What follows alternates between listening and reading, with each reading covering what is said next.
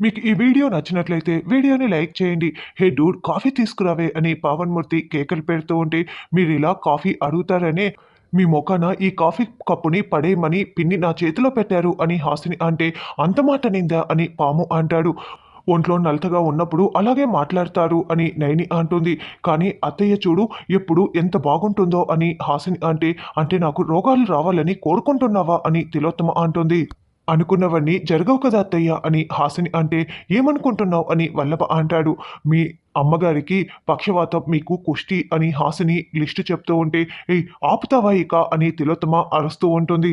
Has మాటలు పట్టించుకోకు వదిన అంటూ దురంధర అక్కడికి రావడంతో జ్వరమా దురంధర అని తిలోత్తమ అంటుంది. ఒళ్ళు వేడిగా లేదు కానీ ఎందుకో కాస్త నీరసంగా ఉంది అని దురంధర కొంచెం నీరసంగా కనపడుతూ చెప్తూ ఉంటుంది. ఇందాక వాంతి కూడా చేసుకుంది పిన్ని అని హాసిని చెప్తుంది. మామయ్య మీ దిష్టే తగిలినట్లు ఉందని విశాల్ అంటారు. అప్పుడే స్వామీజీ వారు రావటంతో అందరూ లేచి నమస్కరిస్తూ ఉంటారు.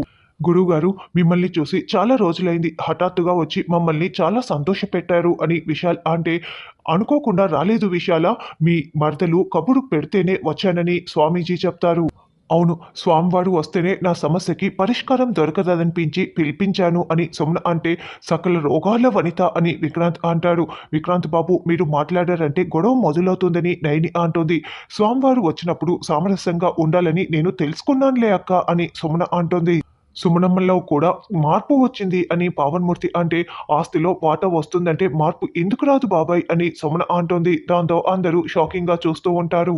గంటలమ్మ రావటంతో ఆ విషయాన్ని పక్కన పెట్టేశారు కదా అని దురంధర్ అంటే రోజు అడుక్కున్నా కూడా మా అమ్మ ఆస్తిలో పైసా కూడా ఇవ్వదని విక్రాంత్ అంటాడు. ఇవ్వాలనే కదా నేను స్వామివారిని రప్పించాను అని సుమ్న అంటే సుమ్న మీ కుటుంబ వ్యవహారాల్లో నేను జోక్యం చేసుకోవటం ఏంటని స్వామీజీ అంటారు. అదేంటి స్వామీజీ మీరు మా మంచి చెడ్డలు కోరుకుంటూ ఉంటారు కదా, మరి పెద్దవాడిగా నాకు ఆస్తి రావాలని వర్తాసు పలకాలి కదా అని సుమ్న అంటుంది.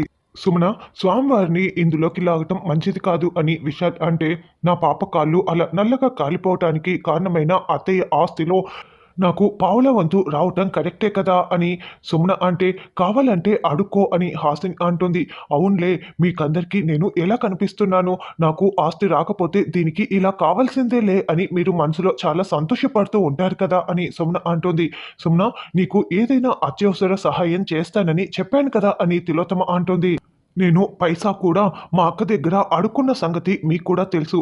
ఏదో నా అదృష్టం బాగుండి నా ఉలూచి కాళ్ళు కాలిపోయి ఇలా ఆస్తి వచ్చేలా చేస్తోంది అని అంటే అప్పుడు విక్రాంత్ అయితే నీకు ఆస్తి కలిసి వస్తుందంటే ఉలూచి ప్రాణాలు పోవటానికి కూడా నువ్వు సిద్ధం కదా అని విక్రాంత్ అంటాడు. రే విక్రాంత్ ఏంటా మాటలని విశాల్ అరుస్తూ ఉంటారు. ఇక అందరూ ఆపుతారా?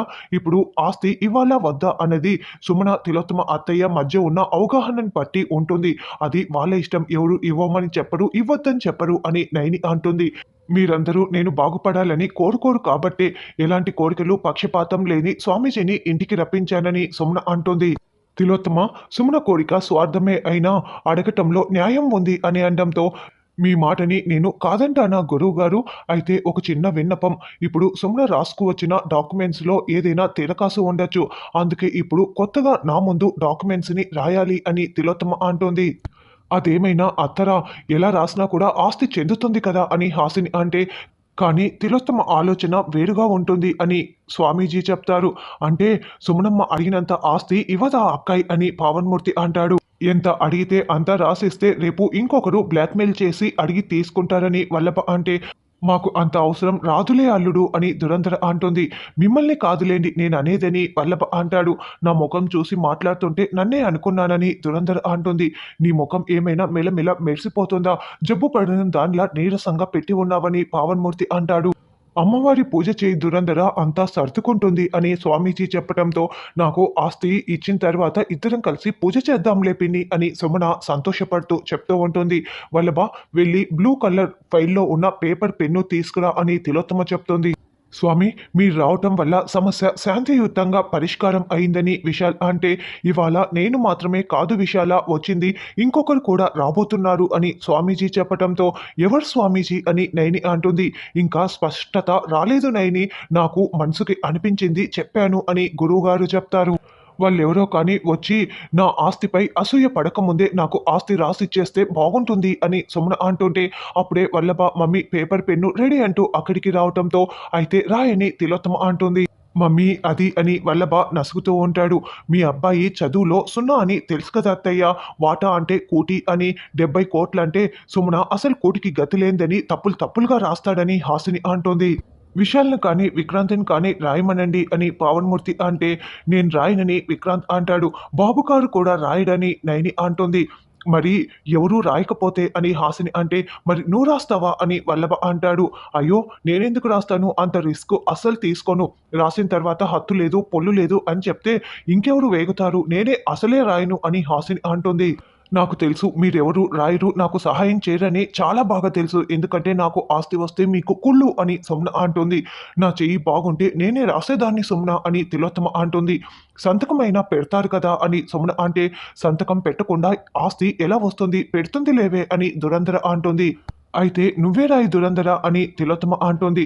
పొడుగ్గా ఉంది కానీ పెద్దగా చదువుకోలేదక్కాయ్ అని పావన్మూర్తి అంటే, నీకంటే నాకంటే బాగా అత్తయ్య తెలుగు బాగా రాస్తుంది అని వల్లభ అంటాడు. రాసేయి పిన్ని 10,000 పడేస్తానులే అని సుమన అంటోంది. చూసారా సుమన పొగురు అని విక్రాంత్ అంటాడు. నాకు పైసా అవసరం లేదు కానీ తప్పులుంటే మన్నించాలి. రాస్తానే ఇలా ఇవ్వు అని పేపర్ పెన్ను తీసుకుంటోంది. తిలోత్తమ నీ దుర్మార్గాలకి దురంధర బలి కావాలని ఇలా దురంధర చేత రాయిస్తున్నావా?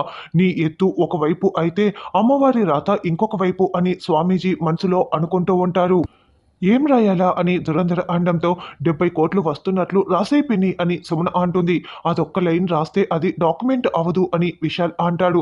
అప్పుడు తిలోత్తమ నేను చెప్తాను నువ్వు రాయి దురంధర అని అంటూ తిలోత్తమ అనే నేను ఈ కొద్ది రోజుల్లో సంపాదించిన నా 280 కోట్ల ఆస్తిలో పావలా వంతు అంటే 70 కోట్ల ఆస్తిని ముక్కంటిపురం సుమన పేరు మీద రాస్తున్నాను అని తిలోత్తమ చెప్తుంది. ఇందులో ఎవరి బలవంతం కానీ అభ్యంతరం కానీ లేదని మనస్ఫూర్తిగా తెలియచేస్తున్నాను. ఇది కూడా రాశాను వదినా అని దురంధర అంటోంది. అబ్బా! నీకు బాగా టాలెంట్ ఉంది డూడ్ అని పవన్మూర్తి అంటే, అబ్బా! అంత పొగడకండి అని దురంధర అంటోంది. ఒంట్లో బాగోలేదన్న పిన్నికి బాగా హుషారు వచ్చిందే అని హాసిని అంటే, ధనం మూలం ఇదం జగత్ అంటారు కదా హాసిని.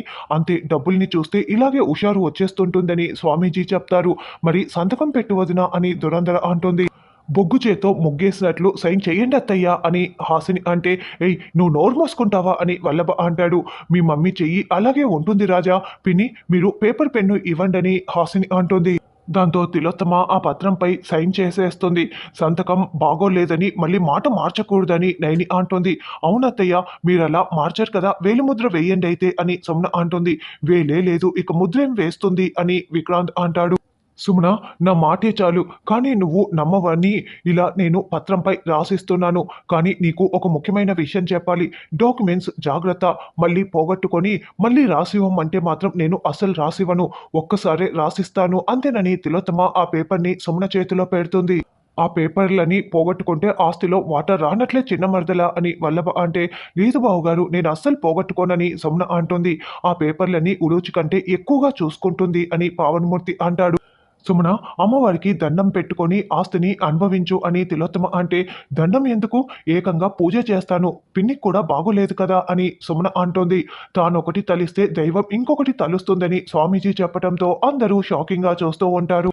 ఏదైనా ట్విస్ట్ ఉందా గురువు గారు అని హాసిని అంటే, నువ్వు ఊరుకోవే లోడలడా వాగి ఏదో ఒకటి చెప్తూ ఉంటావు. మనం పూజకి సిద్ధం చేసుకుందాం పద అని దురంధర అంటుంది.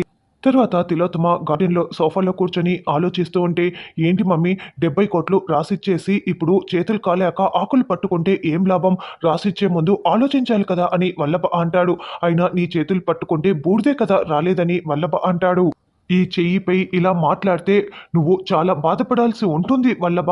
ఇలా వెటకారాలు ఆడకూడదని తిలోత్తమ కోపంతో రగిలిపోతూ మాట్లాడుతూ ఉంటుంది. అయినా ఇప్పుడు నేను సుమనకి ఆస్తి రాయించి నేను నా బుట్టలో వేసుకున్నాను. ఆస్తి రాసివ్వలేదు అనుకో అప్పుడు నా కూతురి కాళ్ళు ఎందుకు కాల్చేశావు అని సుమన గొడవ చేసి నా నుంచి అన్ని నిజాలు కూడా రాబడుతుంది. అందుకే అలా చేయకుండా ఉండటానికే ఆస్తిని రాసిచ్చాను. కానీ ఆస్తి సుమనకి వెళ్తుంది అనుకుంటున్నావా? ఆ పేపర్‌ని పనికి రాకుండా చేస్తాను. కాసేపట్లో సుమన పూజ చేయబోతోంది కదా అని తిలోత్తమ ఏదో ప్లాన్ చెప్తూ ఉంటుంది.